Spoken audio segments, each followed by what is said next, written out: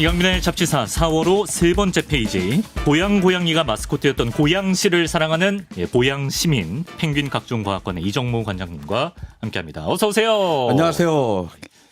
너 오늘도 집에 늦게 올 고양? 뭐 이런 얘기 많이 합니다. 고양 시민들은 집 앞에 눈 안 치울 고양.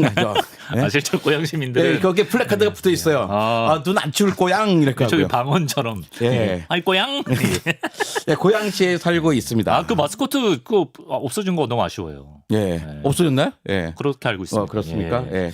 근데 고양 시민들이 고양이를 확실히 좋아하는 건 사실인 것 같아요. 우리 동네에도 보면 고양이들이 정말 많아요. 그 많은 고양이들이 거의 어떤 편의점에 모여 삽니다. 예. 많은 분들이 편의점 아줌마가 이렇게 저기 고양이를 위해서 먹을 걸 줬어요. 그런데 어디 편의점 아줌마가 그걸 어떻게 다 하겠어요. 그러니까 사람들이 거기다가 왜 저거 있잖아요. 우리 선결제 하듯이 우리 커피 선결제 하듯이 진짜? 네, 여의도에 선결제 하듯이 그 고양이 밥 선결제를 해 주셔서 동네 고양이들이 다들 비만에 빠져서 큰일 났습니다. 진짜 고양이를 사랑하는 고양시네. 네. 예, 야, 훈훈하다고 할까요? 어쨌든 비만은 좀 주의해야죠. 자, 2023년 기준으로요. 고양이를 키우는 국내 반려인이 언제 이렇게 돼서 1,300~600만 명에 달한다고 합니다. 와, 말 그대로 천만 집사 시대가 열렸는데요. 이정모 관장님도 이제 교회 안수 집사이기도 하시고요. 해서 저희가 정말 고양이는 친숙하면서도 좀 알다가도 모르는 동물이 아닌가. 그래서 알모고 알다가도 모를 고양이에 대한 궁금증. 1,306만 명이라고 합니다. 정정합니다. 그 궁금증을 풀어보도록 하겠습니다. 이거 한번 여쭤볼게요. 관장님께서 보시기에 고양이의 매력 포인트 한 3가지 정도만 추려주신다면. 일단 그 성격이에요. 좀 특이한 성격이 있습니다. 이거 보통 시크하잖아요. 시크한 놈이 갑자기 와서 머리를 비비거나 그르릉 소리를 내면서 애교를 부립니다. 반전 애교 첫 번째고요. 두 번째는 역시 유연한 움직임이죠. 우아한 움직임. 우아한 건 있어. 개와 다릅니다. 우리 딸이 개 키우는데 개와는 달리 정말 우아하게 움직여요. 세 번째가 그르렁거리는 소리 있잖아요. 근데 골골송이라고 하죠.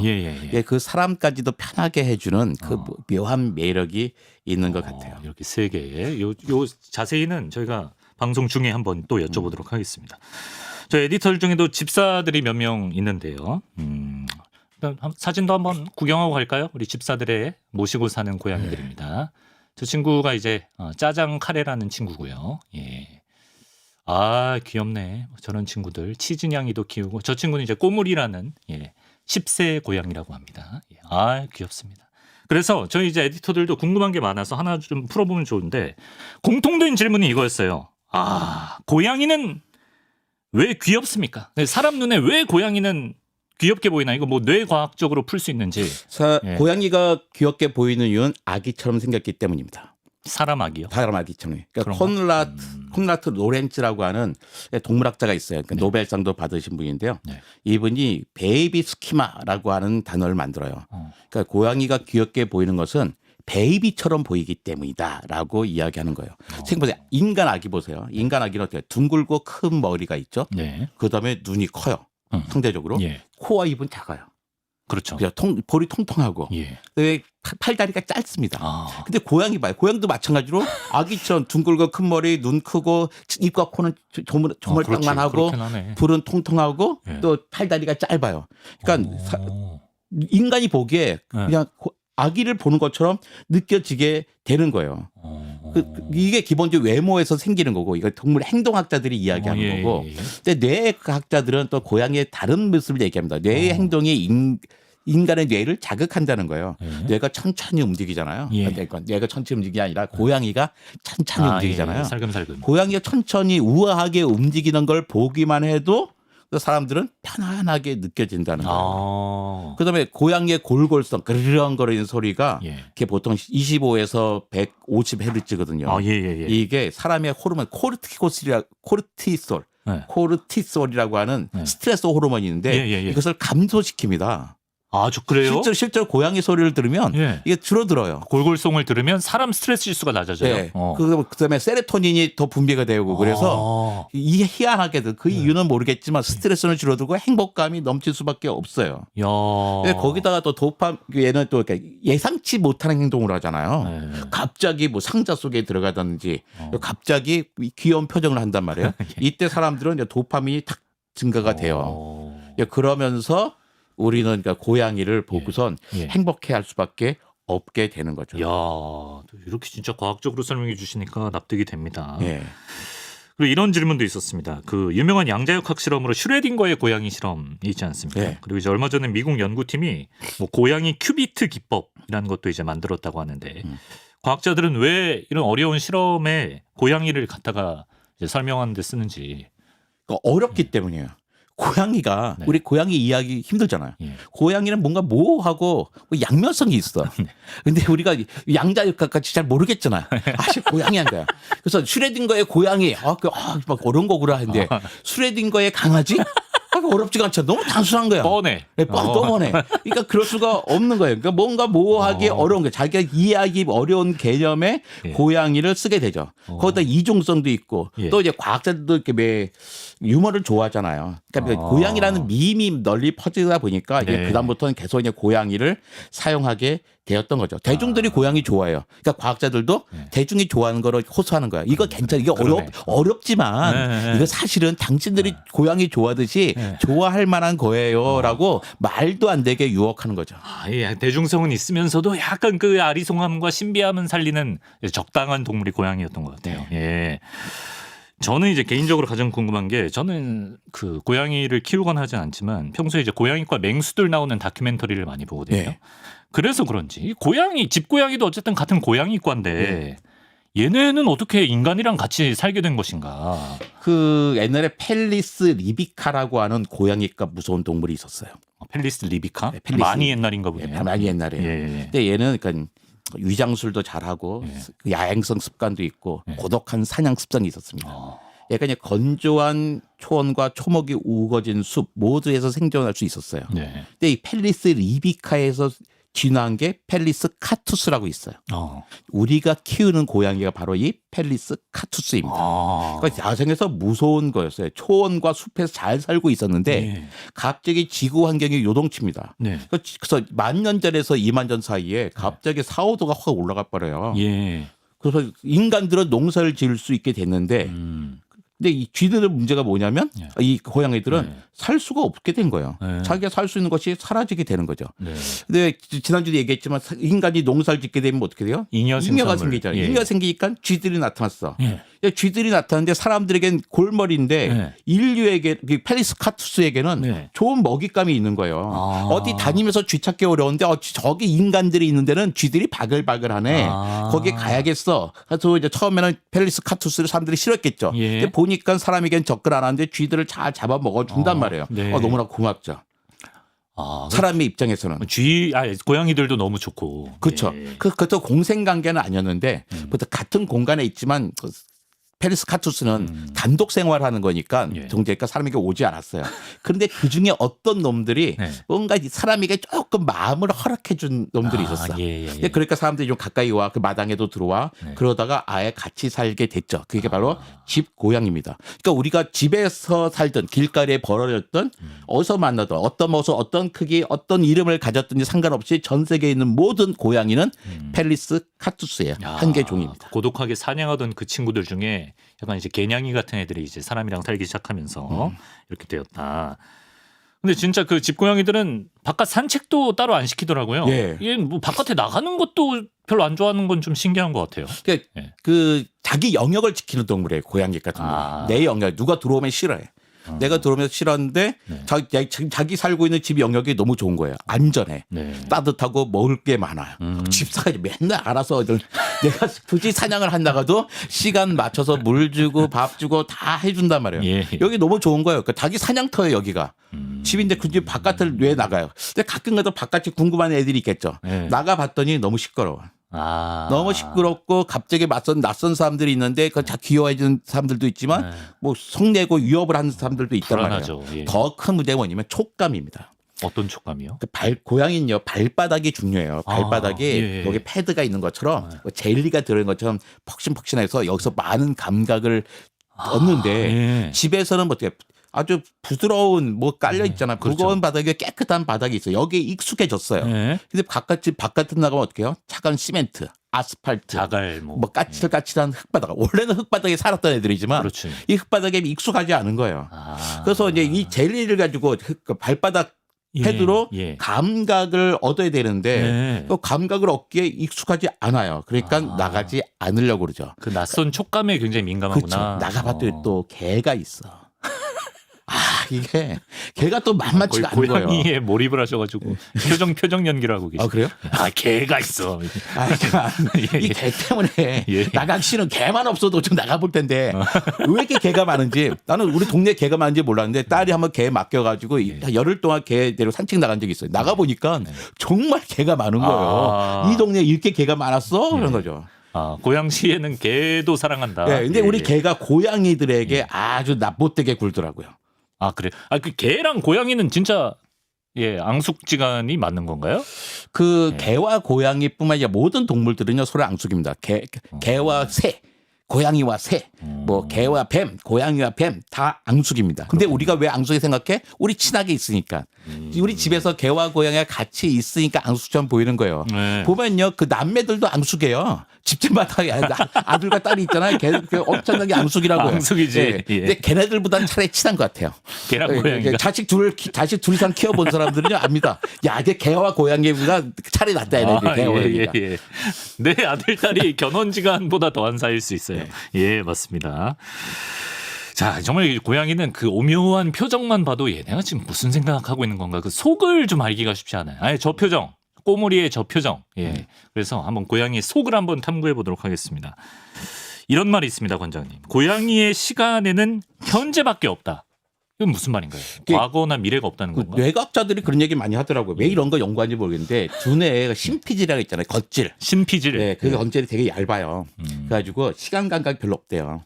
매일매일 똑같이 흘러가도 지루해하지 않답니다. 근데 우리 고양이 보면 계속 잠만 자고 있잖아요. 여러 시간씩. 그럼 고양이들 미안해서 뭔가 고양이에게 재밌게 해주려고 그러는데 네. 고양이는 지루하지 않아요. 식빵 굽고 있죠. 하루 종일. 네, 그러니까 별로 신경 쓸 필요 없습니다. 강아지랑 다르네요. 확실히. 예. 고양이도 그러면 많이 자잖아요. 꿈을 꿀까요 혹시? 이런 연구도 많이 했죠. 렘 수면이라 그러잖아요. 우리가 얕은 잠을 하면서 이때 꿈을 많이 꾼단 말이에요. 근데 얘는 16시간씩 자요. 16시간 하루에? 16시간 자니까 어떻게 얼마나 꿈을 많이 꾸겠어요. 근데 그 16시간 쪼개서 많이 있잖아요. 짧은 꿈을 정말로 많이 꿉니다. 그러니까 꿈도 정말로 여러 번 꾸겠죠. 왜 어떻게 하냐? 그때 뇌에다 전극을 해보면 그때 꿈꿀 때 나타나는 신호가 있거든요.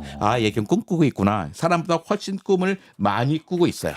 그렇다고 해서 얘가 뭐 세계 평화의 꿈, 뭐 이런 꿈을 꾸지는 않습니다. 그냥 자기의 영역 안에서 일어나는 꿈만 꾸고 그건 있죠. 모르는 거 아닌가요? 그 전국으로 뭐 세계 평화 꿈 꾸는지 알 수 있는 경험이 있어야 꾸죠. 세계 경험이 있어야 때문에. 꿈을 꾸는데 경험이 없으면 꿈을 꾸지 못합니다. 그렇군요. 지난 시간에 쥐는 수염이 굉장히 민감한 센서 역할을 하지 않았습니까? 고양이의 수염은 어떤 기능이 있나요? 마찬가지입니다. 고양이의 수염도 이제 그 촉각의 신경 발달과 연결이 많이 되어 있어가지고요. 그러니까 촉각 센서의 균형을 하고 있어요. 그 다음에뿐만 아니라 저것도 합니다. 뭐지? 균형 유지. 수염으로? 네, 수염이. 그다음에 이 수염, 이 공간, 이 수염으로 바람을 느껴가지고 여기서 내가 균형을 잘 잡을 수 있는지, 이 공간 안에 들어갈 수 있는지도 하고, 그 다음에 이 수염 갖고 그냥 감정 표현도 해내죠. 감정 표현도 합니까? 그 얘기는 뭐예요? 고양이도 마찬가지로 수염을 움직일 수 있다. 저는 가질 수 없는 능력을 갖고 있습니다. 어떻게 보면 사람이 그 능력이 퇴화된 건가? 그 사람은 의사 표현할 방법이 너무 많아요. 너무 많아. 주먹질을 할 수도 있고 말도 할 수 있고 공간도 얼굴 양팔로 표정도 재면 되고 얼굴 표정도 잘하니까 굳이 힘들게 얼굴 근육 사용할 필요 없습니다. 아니 수염 자체가 없는 게 낫지 않습니까? 예? 사람이요. 그러니까 포유류의 기본 자세라니까. 알겠습니다. 포유류의 본질입니다. 그 고양이의 감각과 관련해서 얼마 전에 좀 약간 화제가 됐달까요? 좀 비극적인 사고였는데 10명의 사상자를 낸 서울 세종고속도로 사고, 그 사고 직전에 이제 고양이를 비롯해서 일부 동물들이 미리 좀 몸을 피하는 모습이 CCTV에 잡혀가지고 사람들이 신기하다 이렇게 봤던 사람들이 있는데 그런 걸 다 감지를 했다는 거잖아요, 얘네가. 그 감지를 할 수 없어요. 예견을 어떻게 하겠어요. 예견은 한 건 아니다. 아니고요. 그러니까 지하에서 일어나는 미세한 진동들 같은 것들을 먼저 느낀 거죠. 진동 그러니까 같은 발바닥, 그 다음에 뭐 수염 이런 거 느껴서 예. 움직일 것뿐이지 미래를 내다보거나 그럴 수는 없습니다. 네. 네. 고양이 미각도 궁금한데요. 고양이가 참치를 굉장히 좋아한다고 합니다. 이 집사님들은 다 공감을 하는 얘기인 것 같은데 얘는 왜 참치 맛을 선호할까요? 그 참치에 있는 그 단백질에 있는 특유의 맛이 있어요. 고기에 있는 맛, 감칠맛이라고 하잖아요. 예. 우리가 매운맛, 그러니까 맛이 네 가지가 있잖아요. 단맛, 신맛, 쓴맛, 짠맛. 이 네 가지 맛이 있고 우리가 매운맛은 통각으로 느끼는 거고요. 네네. 통증으로. 예. 근데 또 하나 맛있는 게 우나미라고 해가지고 우리말로는 감칠맛이라는 게 있습니다. 예. 그러니까 우리가 미원 넣고 그러면 조미료.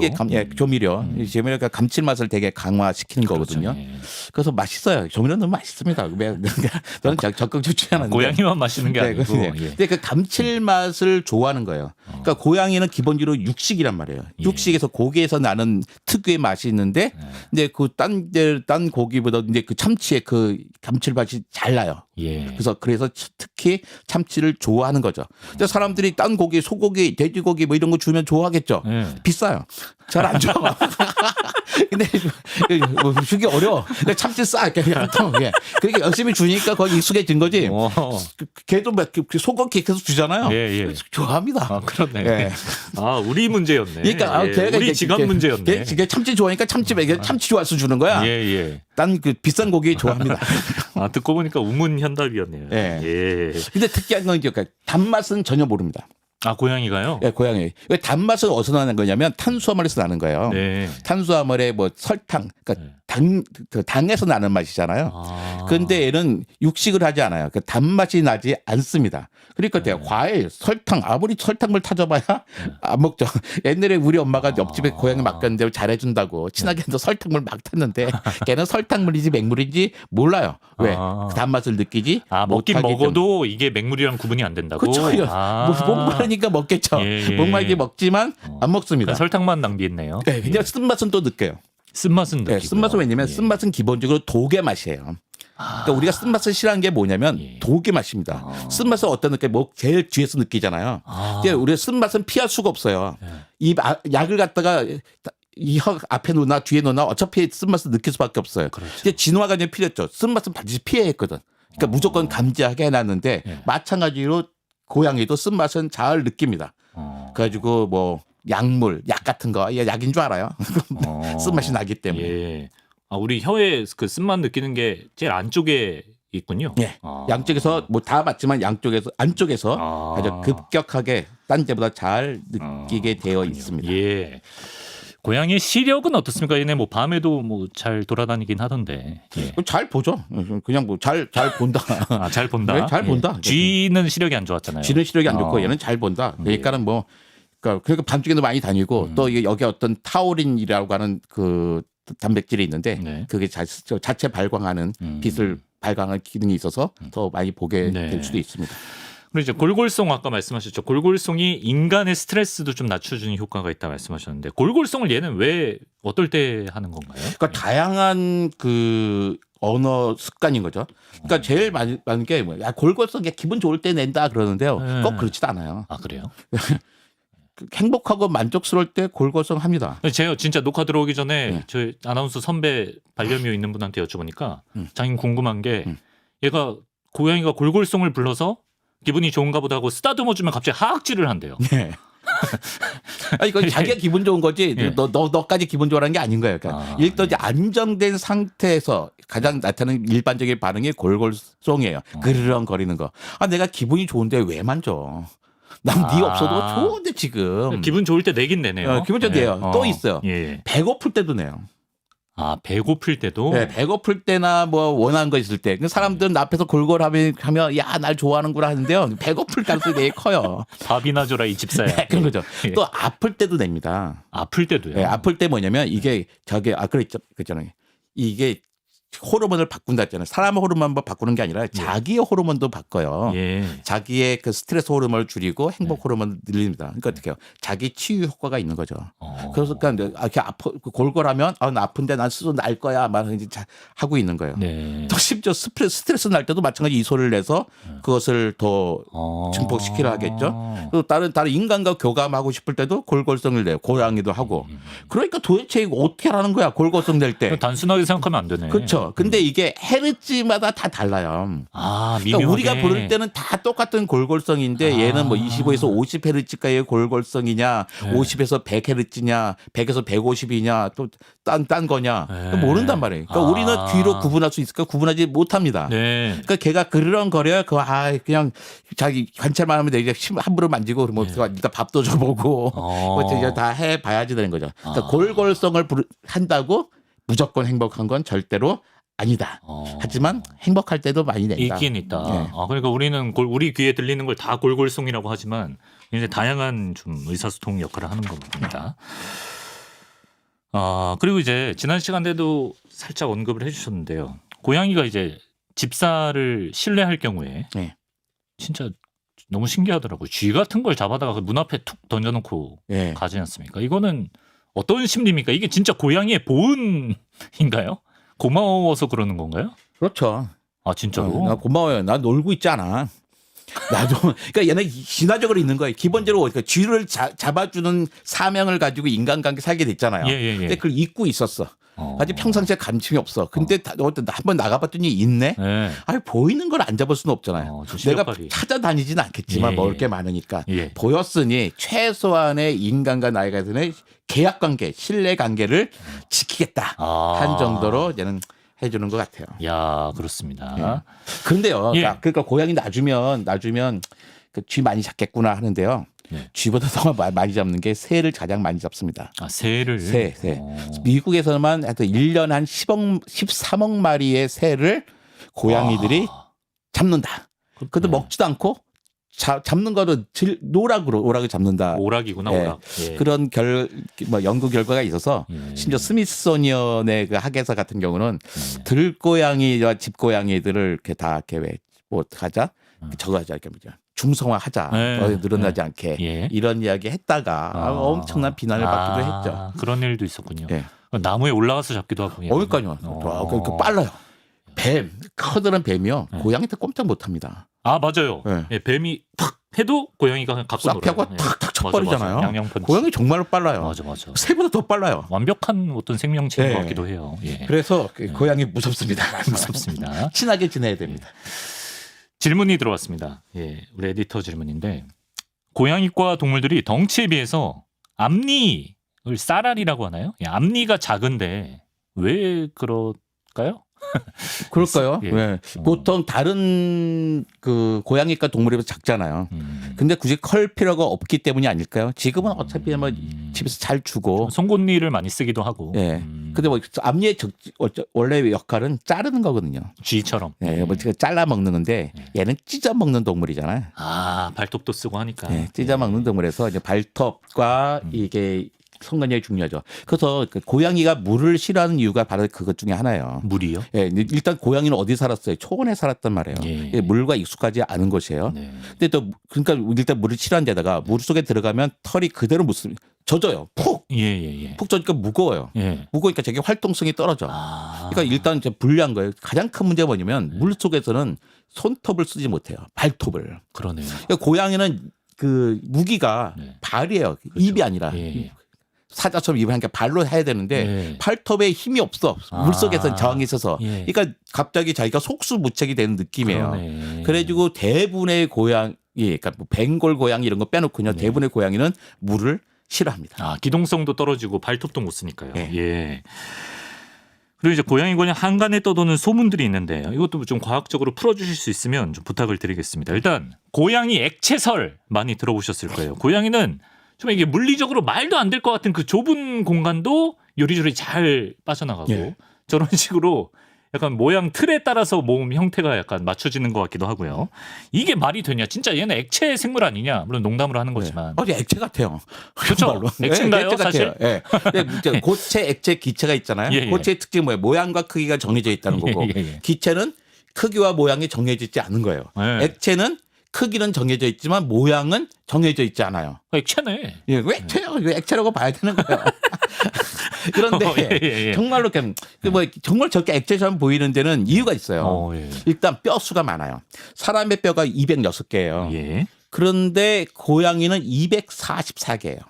아, 더 많네요. 더 많아요. 뼈가 많다는 뜻은 뭐예요? 작은데 뼈가 많아요? 관절이 많다는 거잖아요. 그러네요. 그러니까 구부리 쓴 데가 많은 거야. 거기다 더 큰 게 하는 게 뭐냐면 쇄골이 있잖아요. 예. 쇄골이 작고 예. 완전히 독립적으로 움직여요. 이 빗장뼈가. 예. 그러니까 빗장뼈 보니까 자기 얼굴만 들어갈 수 있으면 쇄골이 쫙 접히면서 들어갈 수가 있는 거예요. 아, 그건 엄청난 능력이다. 네, 그러니까 예. 우리도 어떻게 이 쇄골만 작으면 이 사이로 쑥쑥 다닐 수 있어요. 근데 이제 여자들 어깨 넓은 남자 좋아하잖아요. 예. 그 액체성이 부족한 남자들. 그러니까 어깨 좁은 남자, 작은 남자들이. 쇄골 자유자재로 조절 가능한 남자 한번 만나보면 그런 말 못합니다. 예. 그러다 거기다가 그러니까 등뼈도 길고, 예. 그러니까 척추 관절도 많고, 그러니까 잘 움직여요. 거기다 피부가 중요합니다. 피부가 쫙쫙 늘어나요. 탄력이 있군요. 탄력이 있어요. 예. 그러니까 어떻게 몸을 쭉 내가 여기 라디오에서 내가 몸을 다 그렇게 보는데 정말 좀 늘릴 수가 있죠. 아, 뼈가 많구나. 예. 그래서 이제는 그러다 보니까 워낙에 또 그 모습을 잘 관찰하잖아요. 워낙에 네. 좁은 곳을 들어가기 좋아요. 화분, 상자. 그러니까 정말 액체다 이런 얘기 많이 하잖아요. 네. 그래서 여기에 더 과학자들이 더 관심 있는 사람이 있었어요. 그 프랑스 물리학자인데요. 네. 그러니까 이름은 이상해서 잘 기억 못하는 사람인데 예. 2014년에 고양이 액체설에 관한 논문을 발표합니다. 아, 진지하게 갔구나. 네. 예. 그래서 2017년에 노벨상을 받아요. 근데 그 보통 노벨상이 아니라 이그 노벨상. 아, 이그 노벨상. 그러니까 유머 있는 과학상이잖아요. 이그 예. 노벨상을 받습니다. 이거 고양이는 특정한 시간 동안 액체처럼 행동할 수 있어. 그러니까 본질적은 고체지만 순간순간적으로 액체야라고 하는 그러니까 물리적으로 고체지만 행동적으로는 액체다라는 주장을 해가 논문을 써서 노벨상 받아요. 이런 거 지금 생각하면 되게 안타까워. 이거 내가 할 수 있었는데. 나는 왜 그런 창의적인 생각이 없었을까 아쉽죠. 아, 마크 앙투안 바딘이라는 사람이라고 합니다. 예. 이름이 뭐 희한해요. 예. 아, 그리고 이제 고양이의 그 콧등 무늬가 말이죠. 네. 마치 사람 지문처럼 이게 다 개체마다 다르다고 하던데 이건 정말인가요? 예, 그렇습니다. 그래서 이 콧등 무늬를 등록을 해두면 잃어버린 고양이도 찾을 수 있을 거예요. 그러니까 전국에 있는 콧등을 다 하면 돈이 들어서 안 합니다. 그렇게까지 안 하겠죠. 예. 사람이. 예. 그리고 저 이거에 궁금했어요. 약간 고양이의 능력 중에 가장 좀 놀라운 능력인데 개인적으로 얘는 이제 높은 곳에서 떨어져도 안 다치고 착지를 잘하더라고요. 네. 심지어는 32층 아파트에서 떨어졌는데도 뭐 크게 안 다치고 살았다는 녀석도 있습니다. 이거는 여기 어떻게 가능한 겁니까? 그러니까 이 얘기를 듣고선 예. 혹시 아이들이 16층, 32층에서 살아남는데 16층 괜찮겠지 이거 떨어뜨리고 그러면 안 되지. 그러지 마십시오. 떨어뜨리면 죽습니다. Don't try this at home. 예. 절대 하지 마십시오. 근데 그 고양이가 그 이유가 이건 물리학적인 생물학적인 이유가 다 있어요. 네. 일단 떨어뜨릴 때 몸을 뒤집을 수가 있어요. 아, 그러니까 공중 자세 반사. 우리 떨어질 때 우리 떨어져 본 적도 없지만 떨어지면서 몸을 뒤집을 수 있다는 생각을 못 해보잖아요. 예. 근데 고양이는 그걸 할 수가 있습니다. 몸을 회전할 수 있어요. 아, 그럼 정자세로 착지할 수 있게? 발로 내리는 거예요. 근데 이게 처음부터 없고요. 예. 한 달은 지나야 돼요. 태어나서. 한 달쯤 지나면 이거 공중 자세 반사가 생겨요. 예. 그래서 발이 먼저 땅에 닿는단 말이에요. 네. 근데 이때 물론 귀에 반고리관, 전정기관이 되게 중요한 역할을 하죠. 근데 그때 또 이때 둔 게 또 빗장뼈예요. 예. 쇄골뼈. 예. 얘가 이제 쫙 돌려주는 거 몸을. 네. 그러니까 돌아갈 수가 있어요. 근데 이제 발로 내려요. 근데 거기다가 고양이는 질량의 부에 무게에 비해서 부피가 커요. 넓힐 수가 있어요. 그러니까 어떻게 해요? 마치 저거 내리는 것처럼 낙하산 내리는 것처럼 떨어지는 거예요. 풍선처럼 예. 살포시. 그리고 최대 낙하 속도라고 있어요. 사람들은 아무리 떨어져도 그러니까 사람이 물건이 무조건 오래 높이 떨어졌다고 이제 속도가 빨라지는 게 아니거든요. 예를 들어서 물방울, 빗방울 예. 저 하늘로 떨어졌는데 야, 그럼 뭐 좀 내가 부서져야 되는 거 아니야? 근데 빗방울 잘 맞고 있잖아요. 한계가 있군요. 네, 종단 속도라 그러는데 네, 네. 사람은 그러니까 시속 190km까지 속도가 나요. 떨어지면. 그러니까 반드시 뭐가 있어요? 낙하산이 있어야 되는 거죠. 그렇죠. 시속 190km면요. 초속 53km예요.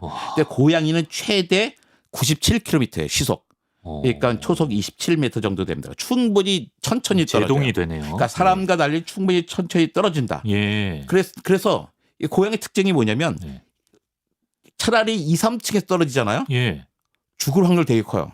아, 그런가? 네. 예. 몸을 뒤집을 틈이 없어. 아, 등으로 떨어지고 막 이럴 수가 있네요. 근데 한 7층 정도 높이에서 떨어질 때는 가장 안정적으로 딱 착지하는 거예요. 예. 근데 이때 발바닥에 패드가 있잖아요. 예. 패드가 푹신하게 해주면서 그 많은 관절이 착착착착 접히면서 예. 충격을 최대한 줄여줍니다. 아. 그런데 예. 떨어지면 죽거나 어. 다치는 경우가 많습니다. 턱, 갈비뼈, 다리골절 정말로 많이 일어납니다. 예. 그런데 뭐 2, 3층에서 떨어질 경우 많이 있어요. 그러니까 고양이가 7층, 10층 되면요. 자기도 거기에 아슬하게 달 생각을 그렇지. 안 합니다. 뭐 일부러 떨어지지 예, 않죠. 근데 2, 3층 되는데 담벼 높은 담벼락 그 위에 막 다니잖아요. 그거 많이 예, 보잖아요. 예. 거기서 떨어지면 다칠 가능성이 되게 무지 커요. 예. 자기 몸을 뒤집지 못하기 때문이죠. 예. 얘는 근데 캣타워 같은 데서도 되게 막 꼭대기에 앉아 있고 네. 높은 데를 원체 좋아하는 것 같아요. 좋아하죠. 그러니까 지배자예요, 지배자. 지배자는 영역을 아우러 볼 수 라이언 있는. 킹 보세요. 저 위에 먹을 것도 없는데 올라가서 쫙 이렇게 야, 저기가 너의 땅이다. 뭐 이렇게 하잖아. 라이언 킹도 생각해보니까 고양이거구나. 예, 그러네요. 예. 그리고 이제 고양이가 캣닙이라는 걸 좋아합니다. 캣닙. 예, 집사님들 아시겠지만 이 개박하 식물이라 그래요. 그 향을 얘네가 좋아하는 이유가 있을까요? 그게 캔디 안에 네플라락톤이라고 하는 신경계를 자극하는 물질이 있어요. 네. 그러니까 쉽게 말하면 그 마약이에요, 마약. 마약이라고 할 수 있어요. 환각 효과가 예, 있나요? 환각 효과는 아니지만 예. 어쨌든 뭐 마약이 다 환각 효과를 주는 건 아닌 거잖아요. 아. 대부분의 마약은 환각 효과가 아니라 참 차분하게 해주는 거잖아요. 아. 이 그 캔디 냄새를 맡으면 그 네플라락톤이 코에 어떤 수용체에 들어가요. 예. 그 페로몬 수용체가 있거든요. 예. 거기를 딱 활성화시켜서 저 뇌로 전달돼서 행복 호르몬, 세로토닌, 도파민이 쫙 나옵니다. 심신 안정. 예, 그러니까 되게 기분이 좋아지고 그러죠. 근데 가끔 가다가 기분이 가만히 좋아지면 되는데 예. 애들 안 그러고 흥분을 해요. 어. 되게 고양이는 흥분을 많이 합니다. 아, 예. 원래 차분해져야 되는데 흥분해지고 네. 그러니까 활동을 엄청나게 많이 하죠. 그래서 캣닙을 주는 게요 몇 가지 효과가 있어요. 그러니까 일단 스트레스를 감소시키는 효과도 있고 네. 운동량을 엄청 높여줘요. 흥분시켜서. 흥분시켜서. 근데 집에서 키우는 고양이들이 문제가 뭐예요? 비만이 문제잖아요. 캣닙 가끔가다 주면 이제 비만에서 예방을 할 수가 운동을 할 있다는 수가 장점이 있고. 있어요. 예. 근데 캣닙의 작용이 한 15분 정도, 5분, 15분밖에 안 가요. 많이 가지 않고요. 예. 또 주면 반응이 안 일어나요. 왜냐면 이미 거기에 내성이 생겨서 한 2시간, 한 30분에서 2시간 정도 지나가야지 효과가 있습니다. 근데 주로 어디다 쓰냐? 캣타워 새로 샀어. 예. 그 침대도 새로 샀고. 예. 근데 뭐 주인은 막 가서 고양이가 막 주인이 아니라 집사님은 가서 예. 좀 잘 하길 바라는데 그렇죠. 시큰둥해요. 안 가. 그때 어떻게 그 캣닙을 좀 뿌려두면 그 냄새 때문에 가서 적응을 쉽게 할 수 있죠. 하지만 너무나 많이 사용하는 건 좋지 않습니다. 설사도 일어나고요. 구토도 그래요. 하고. 예. 적당히 좀 사용하는 예. 게 좋겠습니다. 일주일 한두 주에 한 번 정도 그러니까 매일 사용하고 이런 것은 좋은 일이 아닙니다. 아니다. 예. 그리고 관장님 고양이 털 색깔만 보고도 암컷인지 수컷인지 대략 좀 알 수 있습니까? 알 수 있는 경우가 있기도 합니다. 아, 그렇습니까? 예. 왜냐하면 네. 고양이는 고양이의 털 색깔을 나타내는 유전자가 어디 있냐면 네. X 염색체 위에 있어요. X 염색체. 네. 근데 암컷은 XX, 수컷은 XY잖아요. 그렇죠. 근데 주로 그 어떤 색깔이냐면 흰색이 기본이에요. 흰색 기본이고 이제 네. 검은색, 흰색은 기본적으로 있는 거고 검은색을 내게 하든지 주황색을 내게 하는 거예요. 근데 암컷 같은 경우는 XX를 다 받게 되니까 어떻게 해요? 검은색과 주황색이 같이 수가 있죠. 그러면 삼색 고양이가 될 수 있죠. 그렇죠? 흰색에다가 검은색, 주황색이 다 있단 말이에요. XX니까. 네, 이걸 칼리코라고 합니다. 예. 그러니까 칼리코가 있다. 삼색이 다 있어? 그러면 99.9% 암컷이에요. 아, 삼색은 뭐 거의 100% 네. 암컷이다. 그다음에 예. 거북이 무늬 가는 애들이 있거든요. 고양이 중에요. 네, 저는 한 번도 못 봤는데 그래요? 걔들도 99.9%가 암컷이에요. 암컷이다. 그러니까 삼색이나 거북이다 모양이든 거의 암컷이다 생각할 수 있어요. 아. 그런데 우리가 이제 주황색 고양이 있잖아요. 많이 봐요. 치즈 고양이. 예. 걔는 이제 X염치가 하나밖에 없잖아요. 예. 그러니까 XY가 있는 경우인데 한 80% 정도가 수컷이에요. 아, 그렇구나. 그러니까 얘가 다 수컷이면 편한데 그렇잖아요. 20%는 암컷입니다. 예. 근데 이 정도 알 수 있는데 왜 까만 고양이, 검은 고양이 네로, 네. 뭐 회색 고양이, 흰색 고양이 네. 이런 고양이 몰라요. 검은색과 흰색만 있다. 네. 얘들은 50대 50이에요. 암컷과 수컷이. 그러니까 반반이다. 삼색 고양이야. 거북이 모양이야. 그 암컷. 네. 그다음에 뭐 치즈 색깔이야. 네. 80% 수컷. 나머지 몰라. 답입니다. 그러네요. 정말 검은 고양이 네로. 예. 근데 이제 한 어미의 배에서 나온 애들도 색깔이 다 다른, 뭐 강아지도 마찬가지지만, 예, 이거는 어떤 원리인가요? 그 가장 큰 원인은 그 암컷 고양이가 바람을 폈기 때문입니다. 아, 그래요? 네, 가장 큰 원인. 임신할 때 네. 한 수컷과만 짝짓기지 않고 네. 여러 수컷들과 짝짓기를 합니다. 에?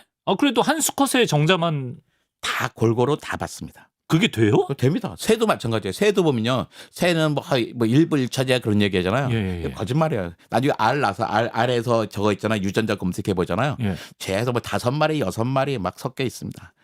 아. 왜 암컷의 입장에서는 최대한 강한 암컷의 수컷의 유전자를 받고 싶어요. 얘가 괜찮은 것 같아서 짝짓겠는데 쟤도 괜찮네? 예. 뭐 그런 거예요. 여러 수컷의 정자가 다 그렇죠. 받을 수가 있어요? 근데 거기에 수컷은 한 마리의 수컷만 계속 새끼들의 예. 먹이 갖다 주잖아요. 예. 그러니까 수컷도 알면서 그 중에 한 명은 한 마리는 내 새끼니 하면서 열심히 먹이들 먹여다 주는 거죠. 야. 그러니까 그 복수 교배가 가장 큰 이유고, 예. 그 다음에 진짜 몰랐다 이거. 그 암컷 고양이 같은 경우는 X 염색체 유전자가 발현된 차이가 있잖아요. 네. 그러니까 암컷 고양이들은 그 색깔들이 아주 다양하게 많이 있을 수 있죠. 아. 그다음에 또 한컷 1대1의 경우에도 네. 다양하게 나타날 수 있어요. 그게 멜라닌 색소들이 발현될 때 비율들은 다 유전자를 갖고 있다가 똑같이 발현되는 게 아니거든요. 다 달라질 수 있기 때문입니다. 야. 그래서 어미가 같더라도 색들은 얼마든지 달라질 수 있죠. 있다. 예, 복수교배.